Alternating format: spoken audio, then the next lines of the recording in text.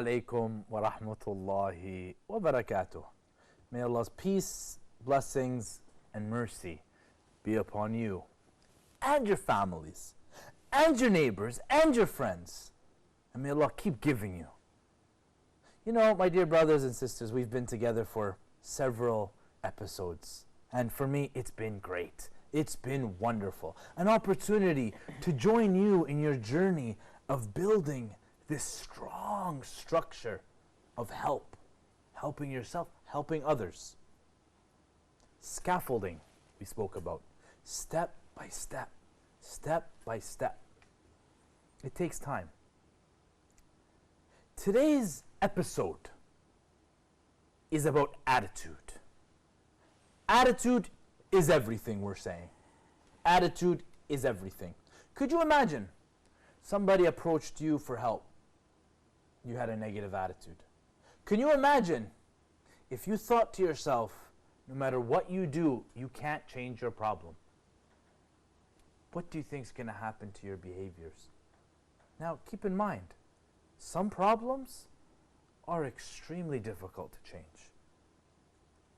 Extremely. But something that I've learned from working in a youth prison with youth who have committed murder, rape, serious habitual offenders, some on a clear path to becoming a career criminal, some major signs of psychopathy.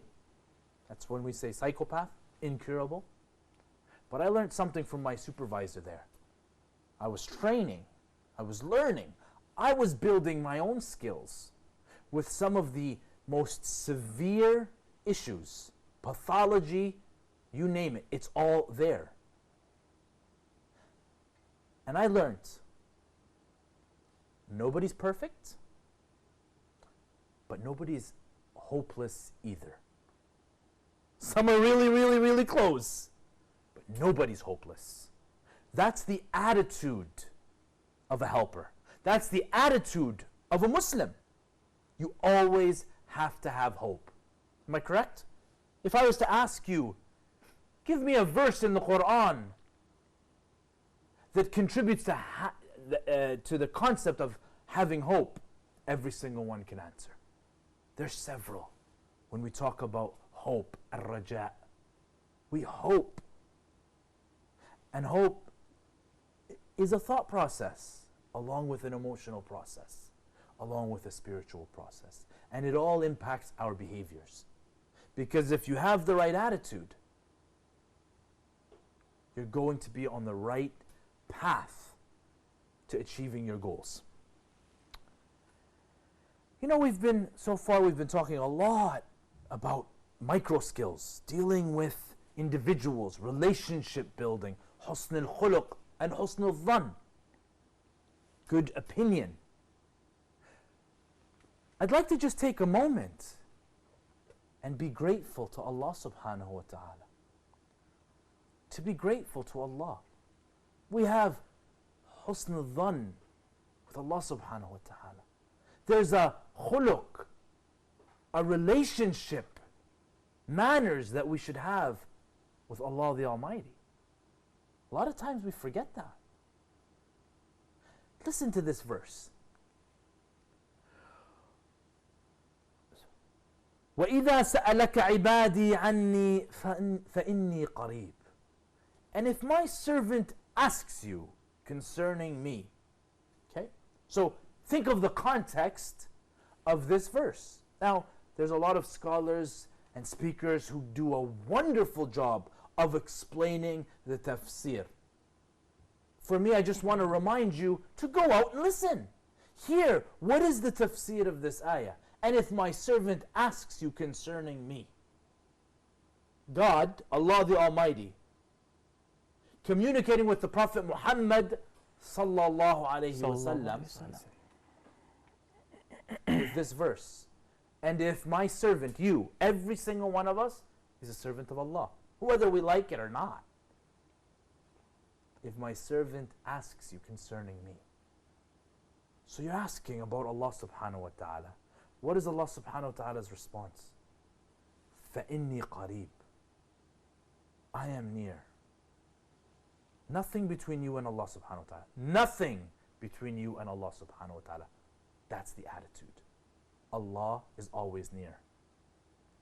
But why is it that sometimes we feel that Allah is far away from us? It's because of our attitude. We've disconnected from Allah. Allah is always near. That's not going to change. فَإِنِّي قَرِيب أُجِيبُ دَعْوَةَ الدَّاعِ إِذَا دَعَانِ. I answer the call. What you're asking for Allah, Allah's answering. If you ask. So we got to think about the attitude of asking for help from Allah. فَلْيَسْتَجِيبُوا لِي وَلْيُؤْمِنُوا بِي لَعَلَّهُمْ يَرْشُدُونَ. So let them listen to my call. What is Allah subhanahu wa ta'ala's call? To you, in your daily life, what is Allah subhanahu wa ta'ala's call? What are the things that you need to be doing that you're not doing? And what's blocking you from doing it? What's blocking you from enjoying life? From being comfortable? From having peace in life? From increasing your resources? What is preventing you from that? Once you identify that, you've started the process of finding a solution. In order to find a solution, you need to identify the problem. What is the problem? لَعَلَّهُمْ يَرْشُدُونَ. So that they may be successful.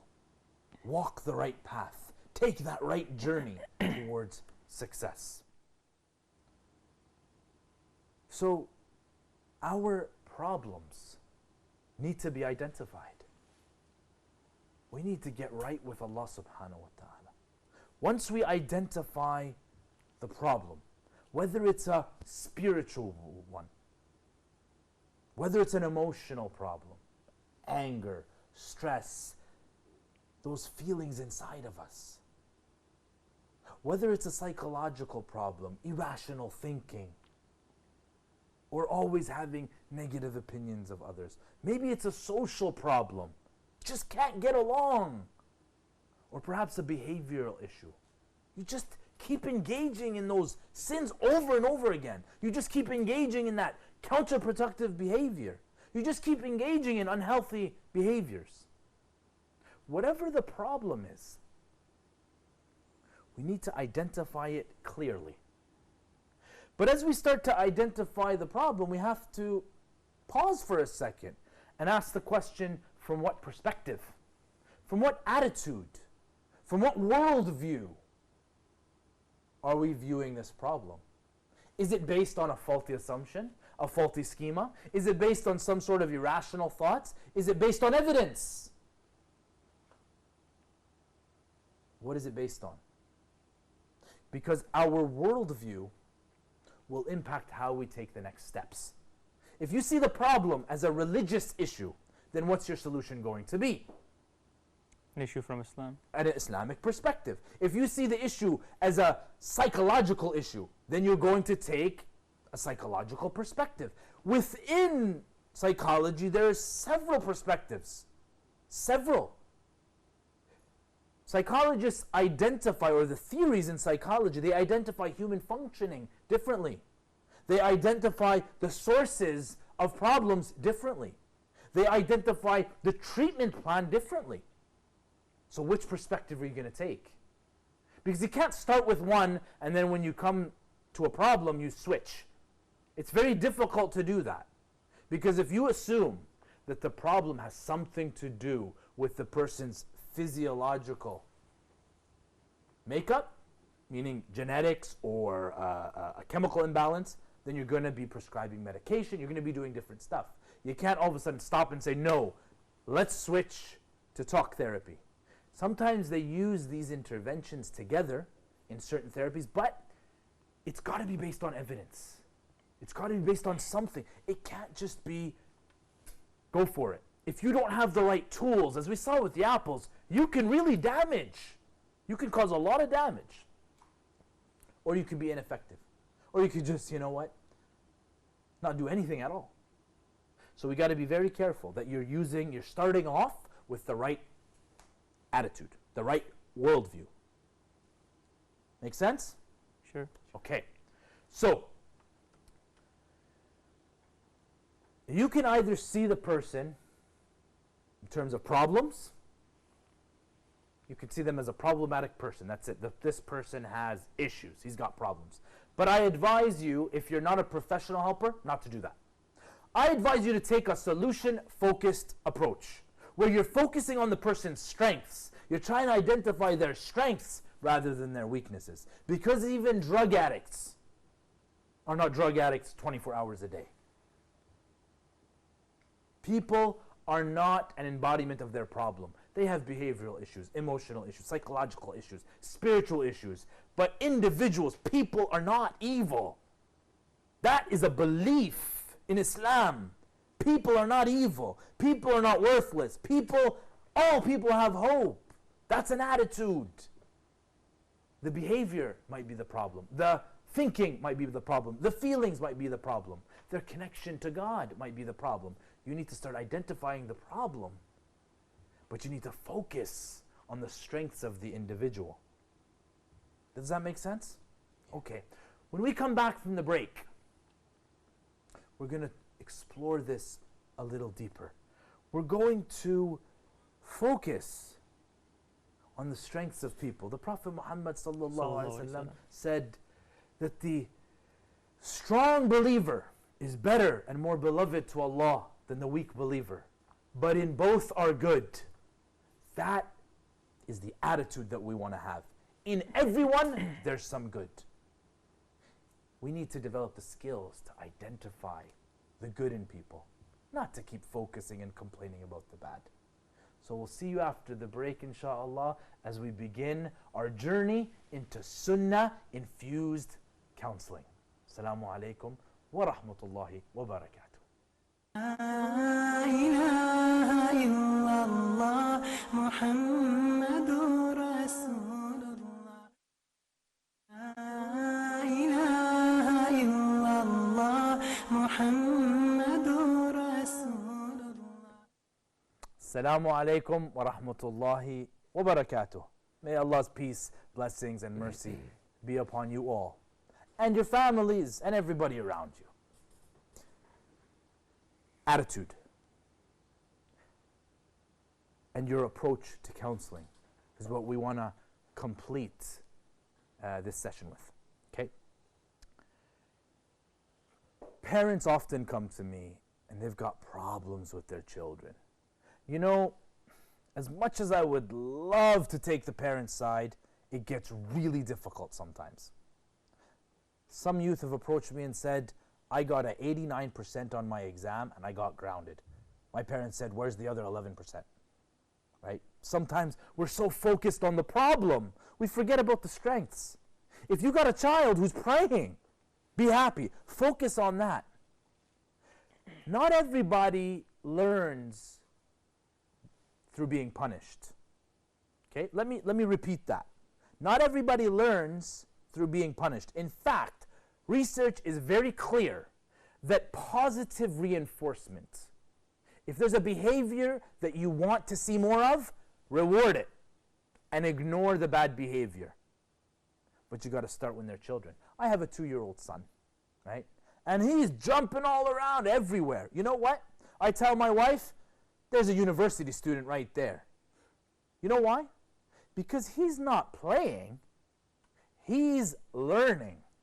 Learning about life, learning about the environment. If he gets punished for learning, what do you think is going to happen when he gets to 7th grade? Think he's going to like school? He's learning. He's in his own little university right now. So these children, they play and they replay. And that's how they learn. Attitude. You could look at a child jumping up and down and say, wow, mashallah. See my son, he's studying, all the time he's studying, right? Or you can look at your child playing video games and say, wow, mashallah, he's really developing his critical thinking skills. And of course, it depends on what game he's playing. So, attitude is everything. You can reframe things. You can find the strengths in your children. You can find the strengths in your friends, in those people that come and help you. It's not hard.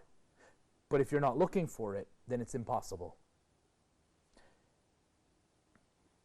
I want to explore this verse in the Quran just very briefly, because a lot of times people get so frustrated with their children or with their family or their friends because we see so much potential. Or we see the person going down a path that we know is going to lead to destruction. We know it's going to ruin their lives. And we try to stop them, but we don't want to interfere because we believe everybody should have freedom of choice and they can do what they want. Especially when children get to an age where what parents say doesn't even matter anymore. Those are other issues that we'll talk about when we get to community development, because parents need help with their children. But let's focus on that grief, that difficulty, right?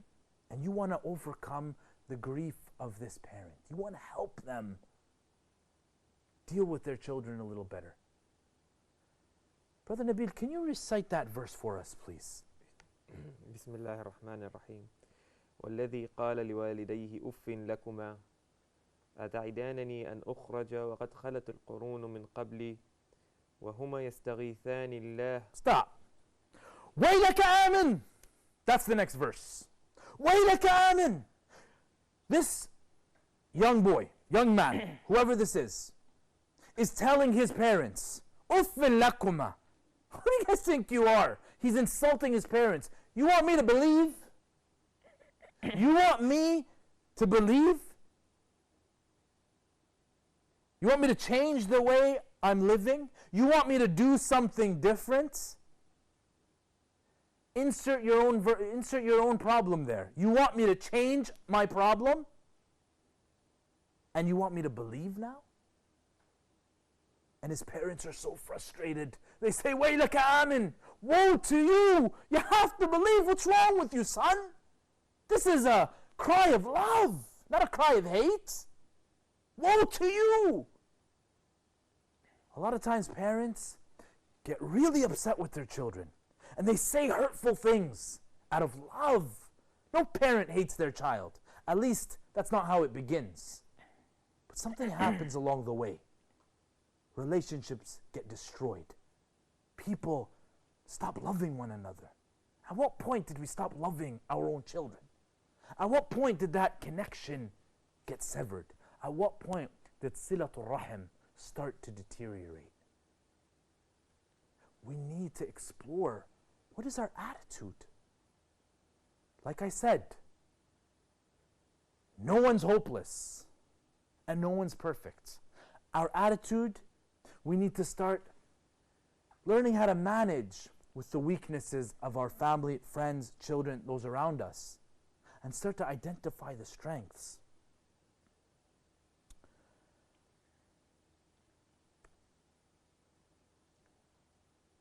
A lot of times we have something called cognitive distortions.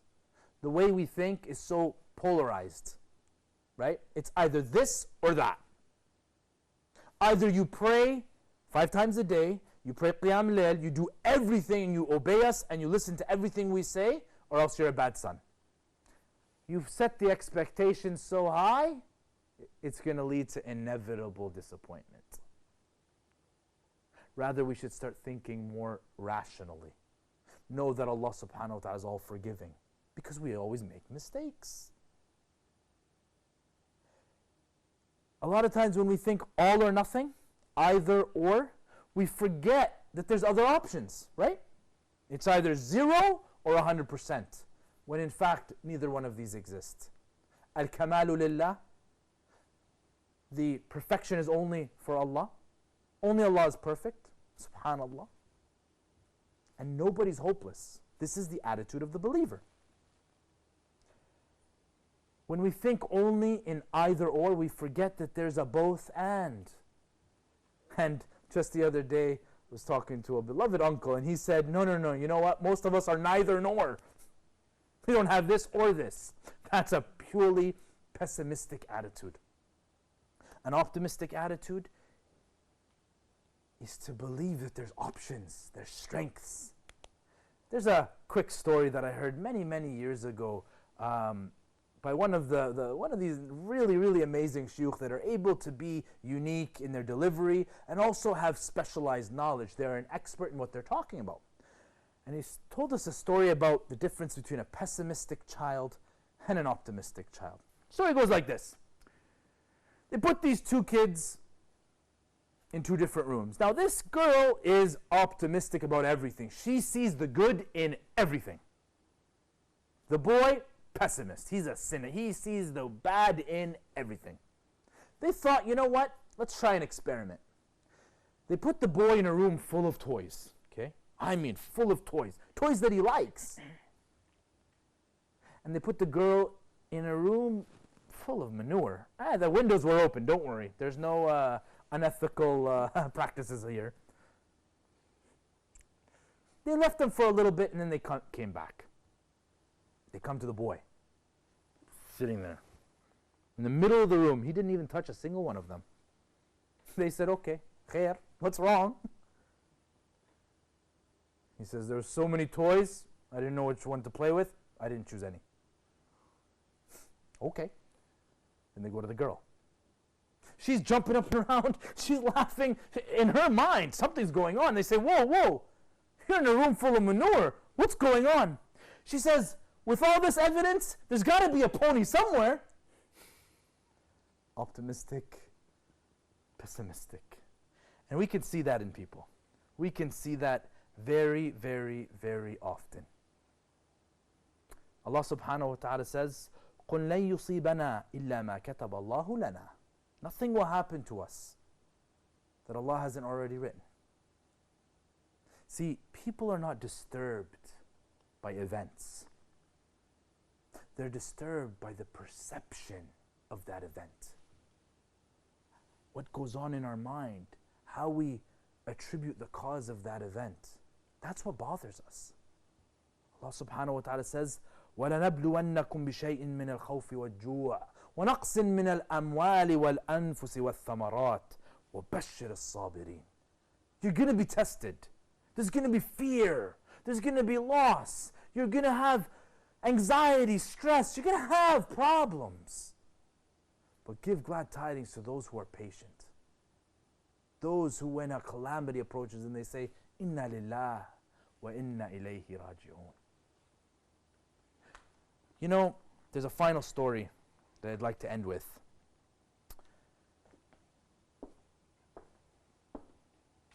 Ahmad ibn Hanbal.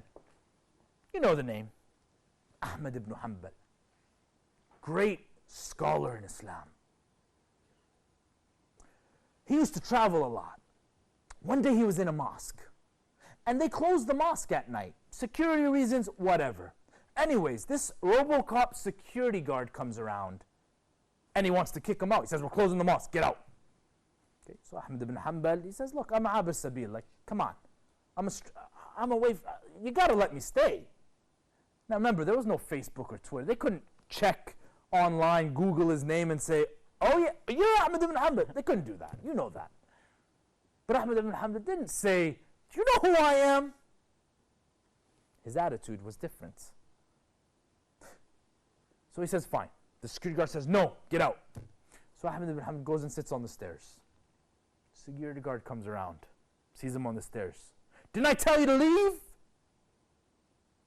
Drags Ahmad ibn Hanbal by his foot into the street. Literally drags him into the street. And imagine one of the greatest scholars in the middle of the street, dragged by his foot by a security guard. A baker sees this and he goes, dusts off Ahmad ibn Hanbal, picks him, brings him to his shop. He's a baker, so he's working all night. He says, you know what? You could spend the night here. Still, Ahmad ibn Hanbal doesn't say, I'm Ahmad ibn Hanbal, get my agent on the line. He's grateful. Attitude, attitude, attitude. The baker starts to work. And the baker continuously, subhanAllah, he's constantly remembering Allah all night. All night he's remembering Allah. And so, Ahmed ibn Hanbal asked him, he's amazed. He says, how long have you been doing this for? How long have you been remembering Allah? Man, you're going long. He says, since as long as I can remember. And so Ahmed ibn Hanbal asks, is there anything, are you receiving something special from Allah subhanahu wa ta'ala? The man says, I've never asked Allah for something except that He gave it to me. Let's pause there for a second. Sort of like our lives. Most of us have received everything we want from Allah subhanahu wa ta'ala. But our attitude, not there. And so, he says, except for one thing. Except for one thing. To see Ahmed ibn Hanbal. Next episode, we'll continue with this story. But remember, my dear brothers and sisters, attitude is everything. Assalamu alaikum wa rahmatullahi wa barakatuh.